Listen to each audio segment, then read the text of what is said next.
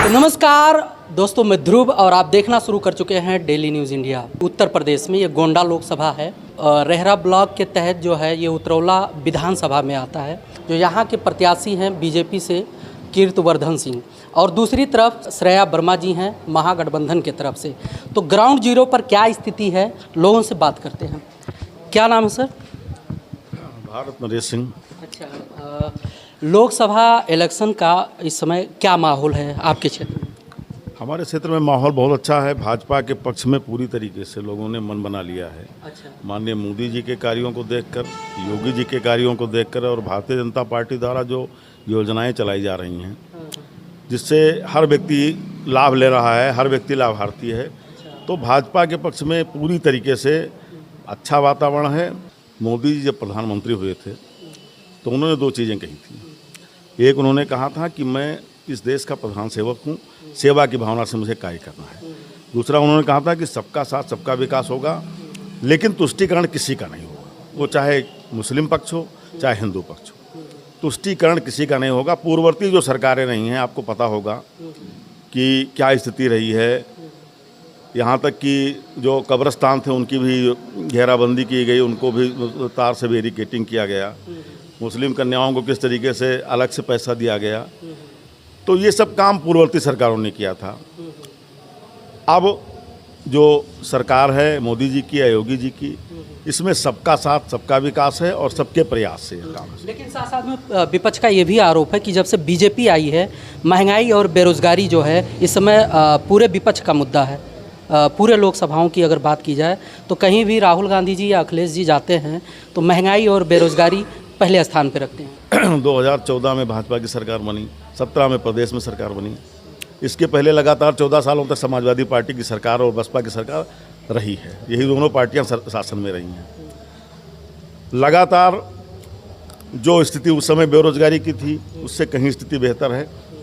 लूट करके, चाहे समाजवादी पार्टी रही हो चाहे बसपा रही हो, इन्होंने नौजवानों को नौकरी के नाम पे लूटने का काम किया था। इनके जो लोग थे वो अलग अलग तरीके से सबसे इनके एजेंट थे, पैसा लेते थे। लेकिन आज जो नियुक्तियां हो रही हैं 100% उसमें जो हैं पारदर्शी तरीके से उनकी नियुक्तियां हो रही हैं, कहीं कोई ऐसा कुछ नहीं। अच्छा, पीडीए की बात करते हैं अखिलेश यादव जी, बार बार सहमत हैं? होना चाहिए, पीडीए की बात होना चाहिए। जैसे जातीय जनगणना का भी पक्ष धर रहे हैं महागठबंधन के लोग। भाई साहब, पीडीए मतलब पिछड़ा, दलित और अल्पसंख्यक। इसके अलावा हमारे देश में बहुत सारी जातियां हैं। सामान्य जातियों में लोग हैं और जातियों में लोग हैं। तो भारतीय जनता पार्टी ये जाति आधारित जो राजनीति है, इसको मोदी जी ने ख़त्म किया था और सारा अपना जो सनातन समाज था एक हुआ था, तब ये सरकार बनी थी। तो हम इस विचारधारा से हम नहीं मेल खाते हैं। अच्छा, हम पहले के चुनाव के हिसाब से अगर देखा जाए तो इस बार का जो 2-3 चरणों का मतदान हुआ है, इसमें प्रतिशत कम हुआ है। आप अपने लोकसभा के माहौल के हिसाब से क्या नज़रिया रखते हैं? मतदान प्रतिशत क्यों कम हो रहा है? एक तो उसका कारण ये है कि थोड़ा सा गर्मी भी बहुत प्रचंड है। लेकिन इस बार हम लोगों ने प्रयास किया है, खासकर हम लोग अपने क्षेत्र में प्रयास किए हैं। और भारतीय जनता पार्टी ने जो अपना संगठन है उसमें हम पन्ना प्रमुख स्तर तक गए हैं। पन्ना प्रमुखों में हमने जिम्मेदारी दी है। फिर उसके अलावा 6 लोगों को उनके सहयोगियों के लिए और चुना गया है कि अपने अगल बगल के लोगों को ले जा करके उनको मतदान कराएं। ये संगठन का काम हो रहा है। बाकी सरकार भी अवेयरनेस कर रही है, जानकारी दे रही है। तमाम जो स्वयंसेवी संस्थाएं हैं वो भी प्रयास कर रही हैं कि मतदान का प्रतिशत बढ़े और लोकतंत्र में मतदान का प्रतिशत बढ़ना चाहिए और हम लोग पूरा प्रयास करें कि मतदान का प्रतिशत बढ़े। अच्छा, इस बार का लोकसभा चुनाव का मुद्दा क्या रहेगा गोंडा का अगर बात की जाए? देखिए, एक तो मुद्दा हमारा ये रहेगा कि जो वर्तमान में हमारे दूसरे दल के प्रत्याशी हैं, समाजवादी पार्टी के प्रत्याशी हैं, उनका इस क्षेत्र से कोई लेना देना नहीं है। ना उनका घर है ना कोई मतलब है उनका। तो एक तो ये मुद्दा हो गया। और दूसरा मुद्दा जो भारतीय जनता पार्टी ने विकास किया और हमारे सांसद ने अभी जो तमाम विकास कार्य कराया है, जिसमें 4 बड़े बड़े ओवरब्रिज बनाए गए हैं, मेडिकल कॉलेज लाया गया है, ये सब बड़े काम किए गए हैं और अंडरपास और ये हाईवे सड़कें बनाई गई हैं। तो ये सब काम बड़े काम हो रहे हैं और यही मुद्दा रहेगा, विकास का मुद्दा। और यही विकास के मुद्दे पर हम जातीय समीकरण जो है असर कर पाएगा, क्योंकि जो सत्ता पक्ष के प्रत्याशी हैं और विपक्ष के प्रत्याशी हैं, जातीय समीकरण का कुछ असर दिखेगा इसमें? देखिए, जातीय समीकरण का असर आज के 15 दिन पहले था। उस समय तमाम लोगों को बहलाया फुसलाया, लेकिन आज का माहौल माननीय, अभी आप खबर किए होंगे, माननीय योगी जी की जो सभा हुई, इसमें सारे पूरे जनपद के रिकॉर्ड टूट गए। किसी राजनेता के आने पर इतनी भीड़ नहीं हुई।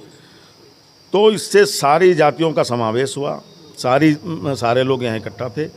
थोड़ा सा प्रयास हो रहा है, कुछ हमारे माननीय विधायक हैं वो भी प्रयास कर रहे हैं अपने स्तर से पूरी तरीके से कि ये जो जाति का भ्रम है इसको हम तोड़ें। कुछ लोग हैं, लेकिन बाकी स्थिति पूरी तरीके से जात का, कहीं कोई ऐसी स्थिति जात की नहीं दिखती। विपक्ष इस समय कह रहा है, बार बार कह रहा है कि जब से बीजेपी की सरकार आई है तब से जो है लोकतंत्र खतरे में है। ये राहुल गांधी जी का पूरी तरीके से भ्रम है और भ्रम फैला रहे हैं।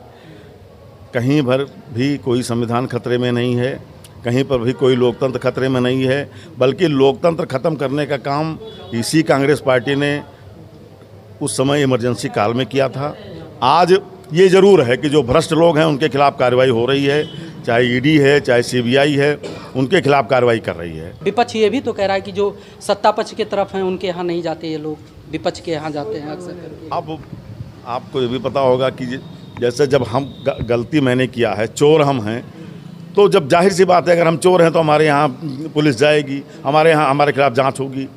ईडी और सीबीआई स्वतंत्र इकाई है। सुप्रीम कोर्ट में भी तमाम घटनाएं हुई, उसमें भी ये लोग बैकफुट पर आए। तो ऐसा कुछ नहीं है। अब भाजपा ने इसी नारे को लेकर चुनाव लड़ा था कि हम भ्रष्टाचार मुक्त पूरे देश और प्रदेश को बनाएंगे। वही कार्य हो रहा है, इसी से इन लोगों को पीड़ा हो रही है। विकास हुआ है गोंडा लोकसभा में? गोंडा में भाई साहब आप आए होंगे, आपको विकास दिखाई पड़ा होगा। आपके 14 साल पहले आपने देखा होगा, तो अब आपको दिखाई पड़ा होगा। अभी आप आए होंगे तो आप बढ़िया सड़कों पर आप स्वयं चल करके आए होंगे। और प्रत्येक गांव को बढ़िया सड़क बनाने का काम माननीय सांसद जी ने, माननीय विधायक जी ने, हमारी सरकार ने किया है। विकास पूरी तरीके से हुआ है। बहुत बहुत धन्यवाद। क्या नाम है आपका? लालमन वर्मा। कहाँ रहते हैं वर्मा जी? स्नेहनगर। क्या लगता है इस बार जो है, एक तरफ श्रेया वर्मा जी हैं और एक तरफ जो है कीर्तिवर्धन जी हैं, क्या माहौल है ज़मीनी स्तर पर लोकसभा इलेक्शन? भैया इसी राम राज में क्या माहौल होगा बताइए, आप ही जानते हैं। अब मोदी जी का 400 पार है और हमारे राजा भैया का। आपने कहा कि राम राज है, इसी बात को लेकर विपक्ष कहता है कि युवाओं के पास काम धंधा नहीं है, धर्म से जोड़कर राजनीति करके युवाओं को राम और जो है मंदिर मस्जिद में उलझा रखे हैं। मानते हैं इस बात को? नहीं, कैसे मानते भैया? 70 साल से सत्ता चली है, ये कितने युवाओं को वो दे दिए भैया? कितने युवाओं को सिरजे हैं वो बताइए, आप ही बताइए भैया। इतना काम हुआ, इतना रोड बना, 30% बिजली थी भैया। एक हफ्ता रात में आती थी, एक हफ्ता दिन में आती थी। आज गिरी देखिए, अब ये हो रहा है बिजली जाएगी कब? तो भैया आप कौन जीतेगा चुनाव, आप ही बताइए। जात पात तो बात की बात है, वो तो अलग चीज़ है। आप वर्मा जी हैं और वर्मा जी मतलब श्रेया वर्मा जी हैं, क्या लगता है जातीय समीकरण का प्रभाव रहेगा? भैया कुछ नहीं होगा। यहाँ की पब्लिक भाई काम देख रही है। जो 70 साल में नहीं कर पाए वो 10 साल में करके दिखाए हैं नरेंद्र मोदी जी ने। क्या चाहिए भैया?